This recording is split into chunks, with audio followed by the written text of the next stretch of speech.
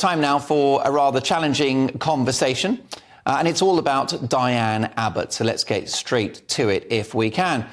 And here is the story, folks. It's quite shocking. Dianne Abbott has been suspended as a Labour MP pending an investigation into a letter she wrote about racism to The Observer. The former Shadow Home Secretary wrote that many types of white people with points of difference can experience prejudice, but they're not subject to racism all their lives. She went on, in pre-civil rights America, Irish people, Jewish people and travellers were not required to sit at the back of the bus. In apartheid South Africa, these groups were allowed to vote. And at the height of slavery, there were no white-seeming people manacled on the slave ships. Now, Miss Abbott's letter prompted a backlash, including from the Board of Deputies of British Jews, which described it as disgraceful and her apology entirely unconvincing. She later tweeted to say that she was withdrawing her remarks and apologised for any anguish caused. Labour said the comments were deeply offensive and wrong. In a moment, we'll speak to Jake Wallis Simons, the editor of the revered Jewish Chronicle. But first, with me in the studio is Yosef David, who ran against Jeremy Corbyn in Islington North in 2019. Yosef, welcome to the studio. Thank you very much for having me. Your reaction to what Dianne Abbott had to say in what I guess we should stress is a draft letter that she sent to The Observer, but the sentiment is there in black and white, isn't it? Yes, the sentiments are abhorrent. They're also patently wrong. If she were to book a visit to one of the many Jewish schools in her constituency, she would be met with airport-style security. Jewish people and, in fact, the travelling community as well suffer extreme racism at times. By and large, in this country, we live in a lovely country where people tend to get on, but it's undeniable that the Jewish community and the travelling community suffer racism on par with other communities. You made quite the splash at the count. This is in 2019 when Jeremy Corbyn was once again re-elected as the Labour Member of Parliament for Islington North. But you were just behind him when he made his speech in which he said that he's tried to run a kind of very clean campaign and yes, that Labour on his watch represents sort of probity and discretion and all the rest of it. And you went a bit viral because, well, your face said it all. Yes, he said we did not descend into the gutter, which, on reflection, he was right. They fought the campaign exclusively from the gutter.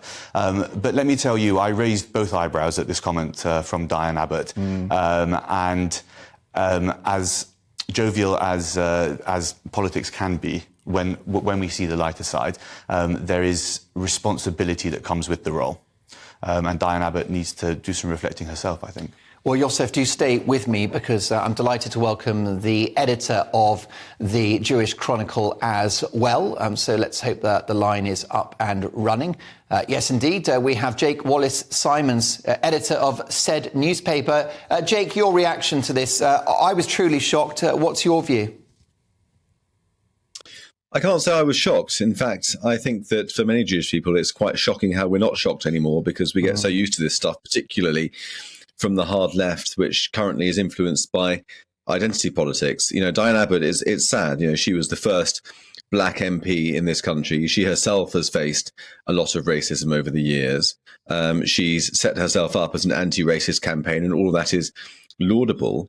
But sadly, it seems like she doesn't know very much about racism because she's under the influence of this hard left ideology which seeks to restrict the definition of racism to black people and withdraw it from any other group, including and especially Jews.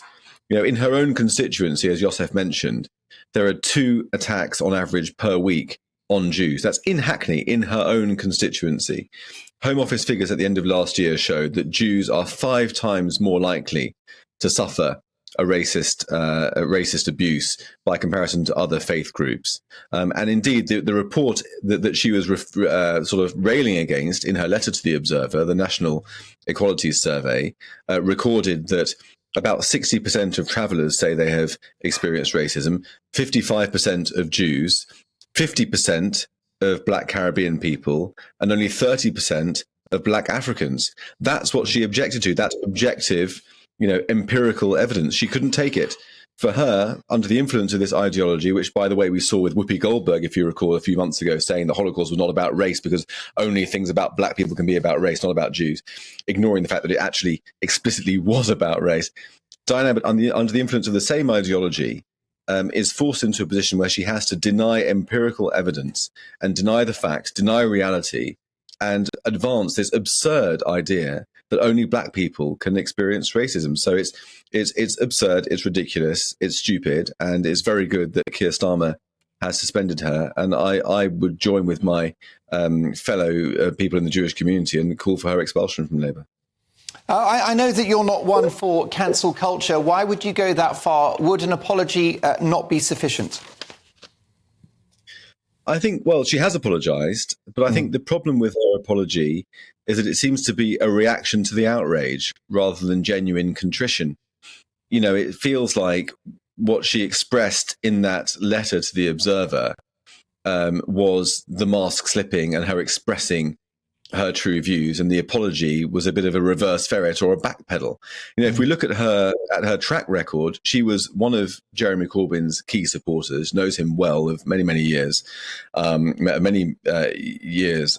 his friend, and she is on record as calling the anti-Semitism scandal in Labour a smear.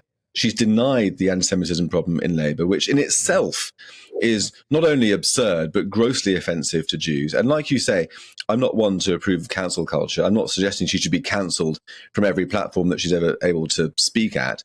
But if Keir Starmer wishes to be taken seriously, wishes Labour to be taken seriously as a party that has moved on from its anti-Semitism scandal, he should have got rid of her a long time ago, frankly. And now, given these comments, which are in line with her formally expressed views, it's time to get rid of her completely and expel her from the party. Yosef, David, it doesn't look like Dianne Abbott has misspoken. In her apology, she said the errors arose in an initial draft being sent, but there's no excuse, and I wish to apologise for anguish caused. Racism takes many forms, and it's completely undeniable that Jewish people have suffered its monstrous effects, as have Irish people, travellers, and many others. Once again, I'd like to apologise publicly for the remarks and any distress caused as a result of them. Are you buying that apology? I have to be honest, no. I don't think that Dianne Abbott is sorry.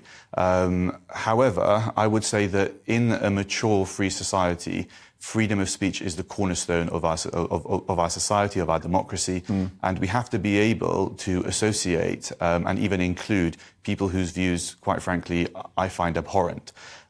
So whilst I don't think she's contrite, I think that we can add this to a long list of comments that she's made that would fall under the category of highly controversial, and we probably will hear more comments from her in the future.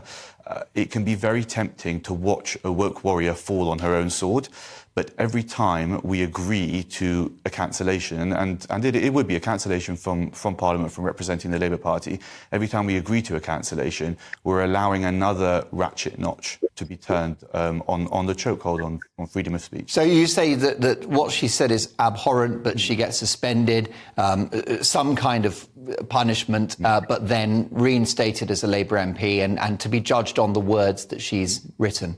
Yes, and we have to also note that she has one of the biggest parliamentary majorities in the country, and I think we should put it back to the people who are in the constituency, many of whom are Jewish, and I don't think she'll be getting their vote again. No, and also Jake Wallis Simons, I know that the Jewish Chronicle is obviously focused on the Jewish community, but it's a very inclusive paper. I find it a really interesting read. And the Chronicle will be concerned about the Irish community who have faced huge prejudice, certainly in the 50s, 60s and 70s, as well as the Gypsy community. So this is this insult, this offence is not exclusive to Jewish people.